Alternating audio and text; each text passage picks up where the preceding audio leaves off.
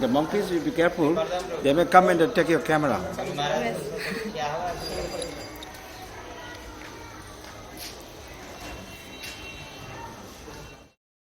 So first is Vaishnavism, Hinduism. Yeah. Yeah, you can speak on that. Yeah. Yes. The purpose is to explain one is polytheist and one is monotheist. Because the polytheist and is actually Vaishnavism. Even in Hinduism also, it is a way one can explain that it's monotheistic. Even in Hindu, because Vaishnavism generally it is one aspect of Hinduism. That if you talk about Hinduism is very broad. But within that stream, that Vaishnavism is one strand, one aspect. That also in the Hinduism, except one supreme being. And but what happens is when people say polytheistic, it means there are many gods. But in a way, we have these demigods. Even in Christianity also there are many gods. That these angels and all these different these beings. But in our case, we call as demigods. They are called devatas. And devatas are all coming from one God. They are expansions. They are empowered individuals who are empowered to perform certain functions. So therefore they are called like demigods. But they are not the same as God. God is one, supreme being. But from him, many can be, let's say, generated. But the source is one. Even in Hinduism also. It's not that Vaishnavism only the monotheistic, but it is also, there are many these different aspects, but the Supreme Being is one. And from him, many, let's say, expansions and many other empowered personalities can be generated for very different functions. Therefore, in the eyes of those who are not familiar with its conception, they only think that the Hindus has so many gods, and so therefore they misunderstand. Otherwise, it could be. So that in the world, people think that this Abrahamic, that's religion, that Islam, Christianity, and Judaism. But I think that is only the three monotheistic, let's say, religion in the world. But that is a misunderstanding. That Hinduism is also actually monotheistic. We accept one God, one Supreme Being, but the Supreme Being has the capacity to expand in many different forms. So, and those could have, God is unlimited, so therefore the expansions also could be unlimited. So, but the conception is that it is one source. So like when Lord Brahma, the first created living being in this universe, his name is the Brahma. When he prayed, he says, Ishvara Parama Krishna. That in the Sanskrit language, Krishna is the supreme personality of Godhead. He is the controller, Ishvara, he is the supreme Lord. And he is the primeval source. Ishvara Parama Krishna, Sachidananda Vigraha, Anadir Adir, means he is the origin of all origins. Anadir Adir, Govinda. Govinda is the name. It's also called, God can have different names, but they are the same. Anadir Adir Govinda Sarva Karana Karanam. And he is the primeval cause of all causes. So in this way, that the definition, God's definition is actually available in the Vedic tradition. And so when one studies the theology and also the nature of the Supreme Being from a very elaborate and a very deeper conception of understanding, then one will come to realize that yes, it is correct, that even in Hinduism also God is one. So in that sense, the all the religions of the world have similar, let's say, conception. God it's not only Abrahamic religion is monotheistic, but it's because I think people misunderstand. But this is how you can understand that that aspect is similar. So it's not the Vaishnavism. In Vaishnavism, Vaishnavism means, you see, God. Another name is called Vishnu, Lord Vishnu. Lord Vishnu is a supreme person. It's not that God is impersonal. Impersonal is another aspect, but behind the impersonal quality of God, there is a personality. Just like, I am a person. So my voice, or sometimes my energy or my words may be going somewhere, because that words generated from my conception, from my vision. So but that work goes on without my physical presence. So it could be like some kind of impersonal energy that coming out from me. But the person is sitting here. So similarly, God, the Supreme Being, in the Vaishnavism, is known as a supreme, as a personality. He has the qualities of personality. He is also an individual, and he has all the traits of personality. So he has consciousness, and he has willing, feeling, thinking, and all these qualities of personalities. So are endowed in God also. So this is the specific characteristic of the Vaishnava strain of Hindu religion. So any person who worships God, Vishnu, with that understanding is called it's called a Vaishnava, and the traditional, as a spiritual, as a culture that he practices is called Vaishnavism.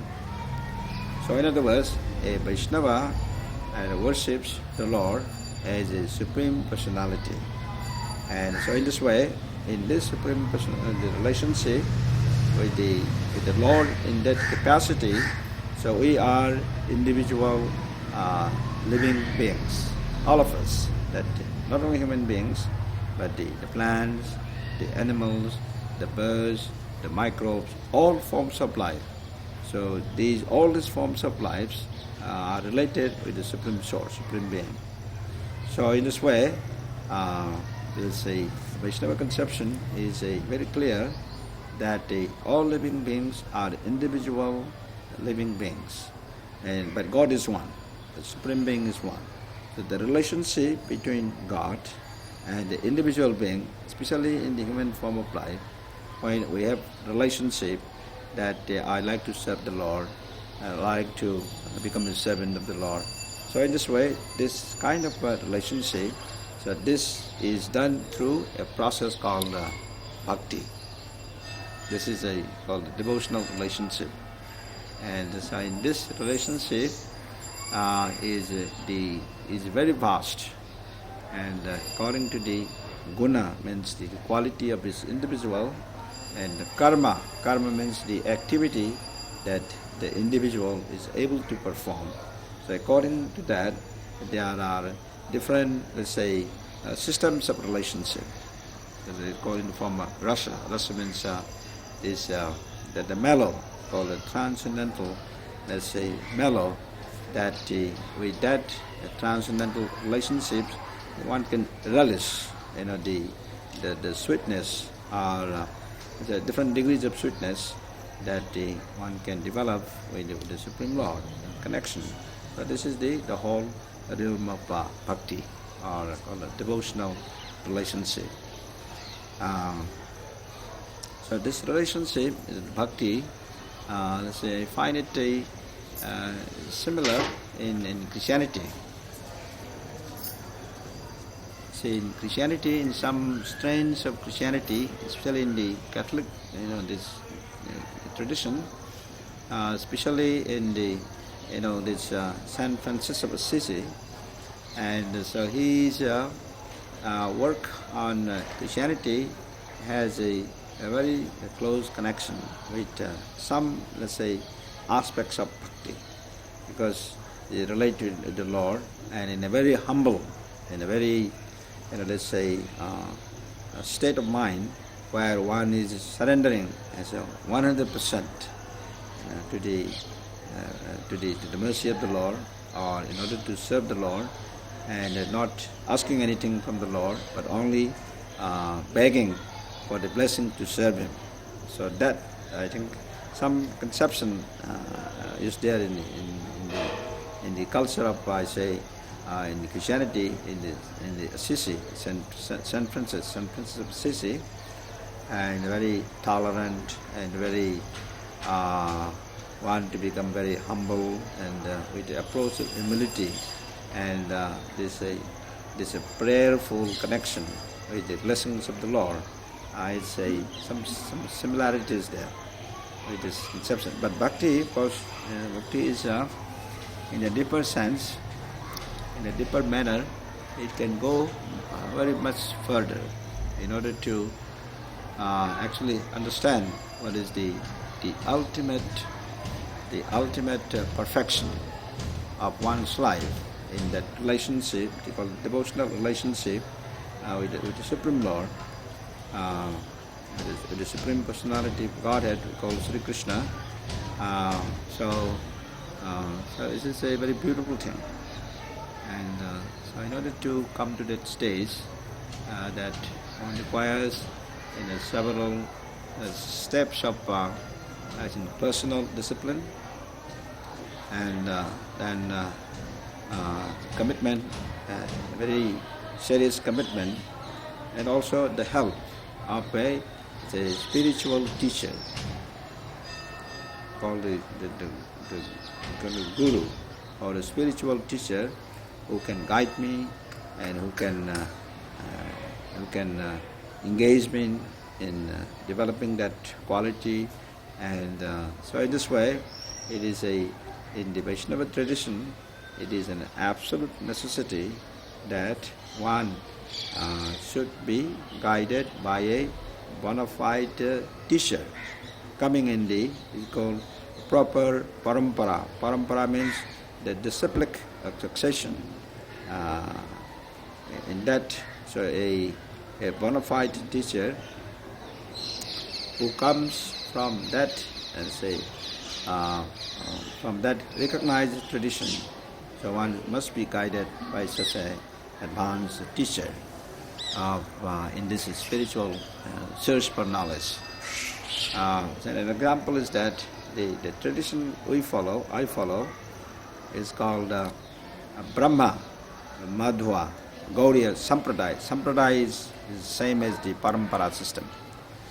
So there are four sampradayas, the bona fide sampradayas, and out of that is a Brahma, Madhva, Gaudiya Sampradaya, that you see it's called International Society for Krishna Consciousness, in which I belong.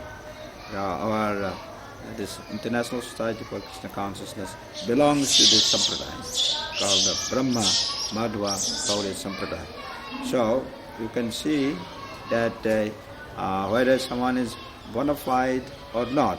So you can judge you can ask from which sampradaya you are coming. What is your sampradaya?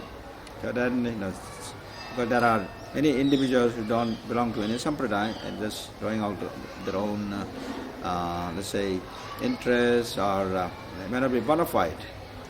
But if you are looking for a bona fide, it's a line and a source, and you should ask which sampradaya you belong to or you come from. So in this way, this knowledge must be transmitted from a proper bona fide sampradaya. And so in this way, one can be connected properly with that proper bona fide source, and then your knowledge is regarded as bona fide. But otherwise, sometimes it may not be bona fide, and sometimes there may be some misunderstanding. So this is another requirement in the Vaishnava tradition.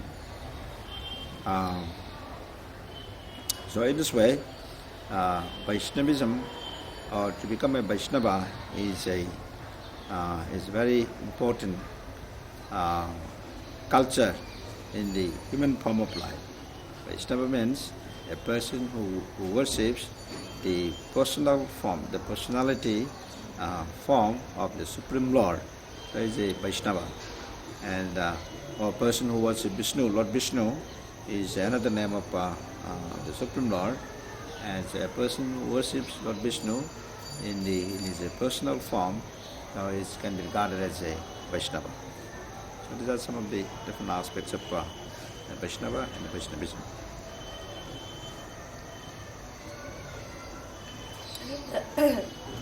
Maybe we can talk now about Madhurya. Because I read that. Is this off? No. You can say about Radharani's position.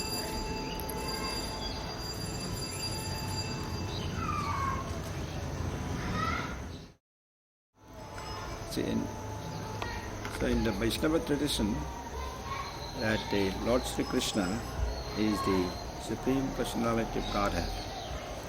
Well, sometimes he has his internal expansions, internal energy, and Radharani is the supreme internal potency of the Supreme Lord in his lila, in his pastime. So therefore we can say that in the Vaishnava tradition, Radharani plays very important role in Krishna lila. But he is actually the internal, she is actually the internal potency of the Supreme Lord. So, so the highest, therefore, form of understanding of the Supreme Lord is actually through the internal potency of Krishna himself. That means through Radharani.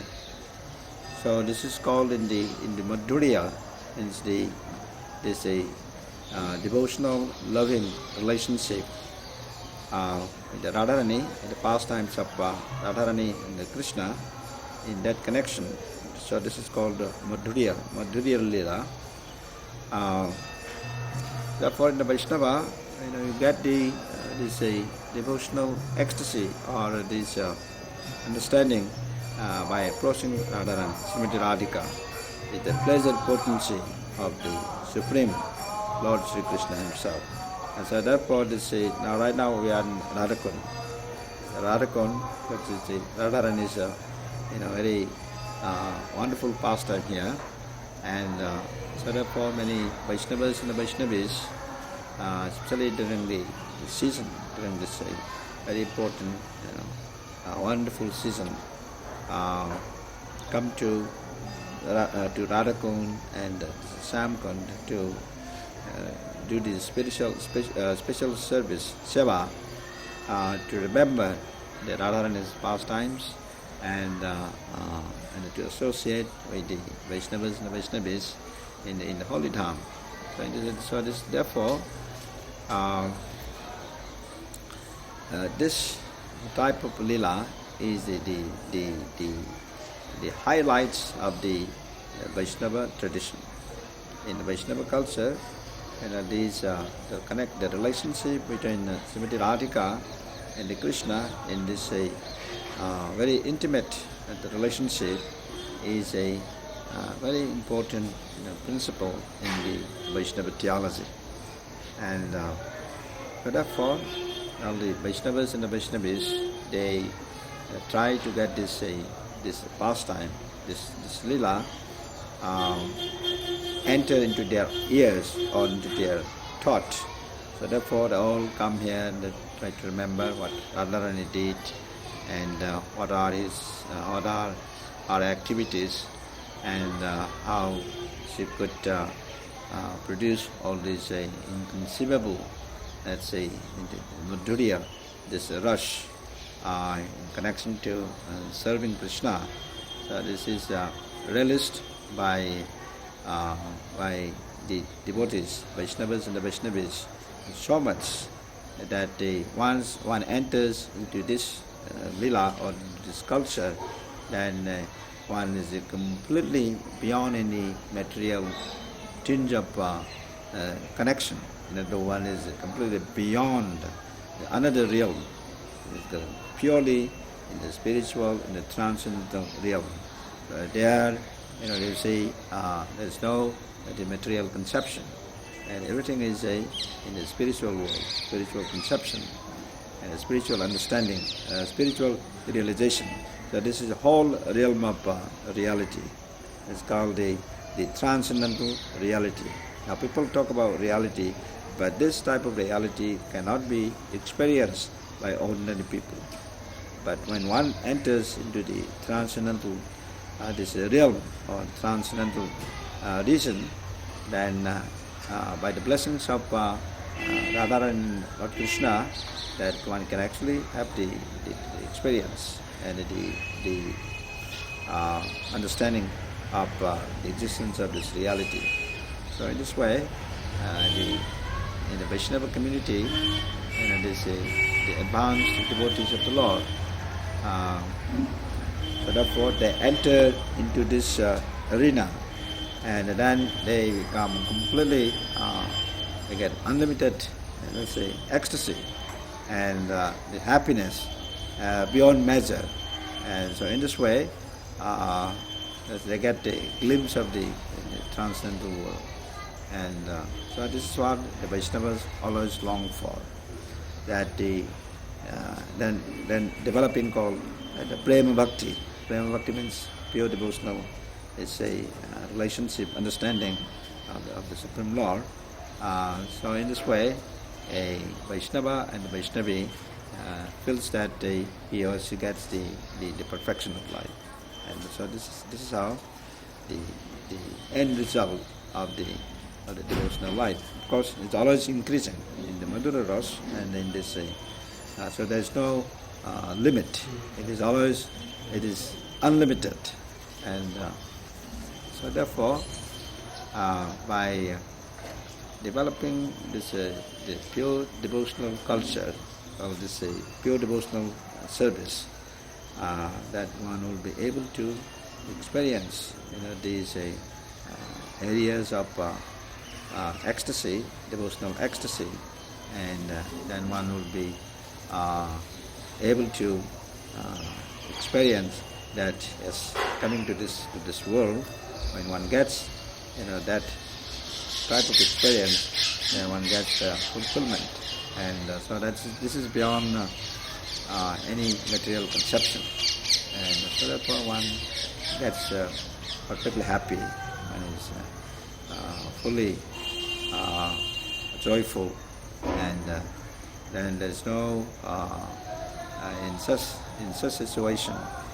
such an individual is beyond any, let's say, material tinge of connection, is beyond matter. So in this way, the devotional life, when it reaches this highest stage of understanding, then he or she gets this type of experience.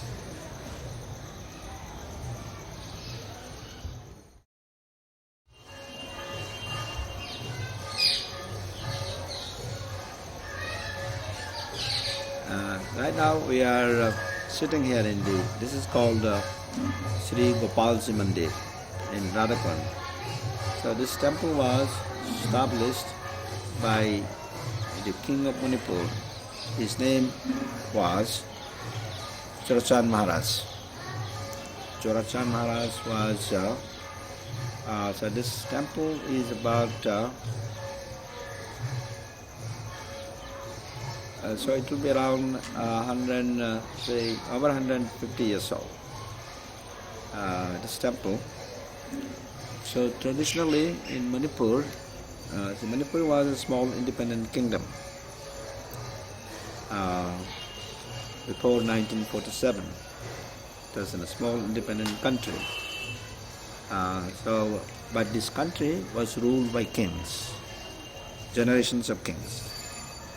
And our Guru Maharaj Prabhupada says that this Vaishnava kingdom, it's called Vaishnava kingdom in Manipur, so has been existing since Pandava's time. That was about more than 5,000 years ago. So the generations of kings ruled this small kingdom. It's called Himalayan like kingdom, like because tail end of the Himalayan mountain names. So these kings, so many kings, so they were all Vaishnavas kings. So Vaishnava kings, generally they also followed the Vaishnava philosophy.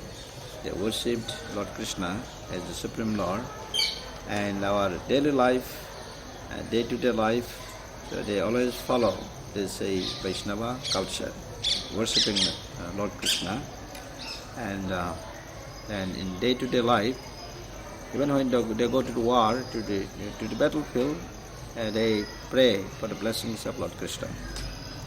So in this way, the small kingdom of Manipur was ruled by generations of kings.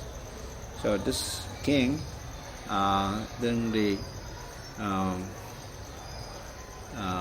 early part of the 19th century,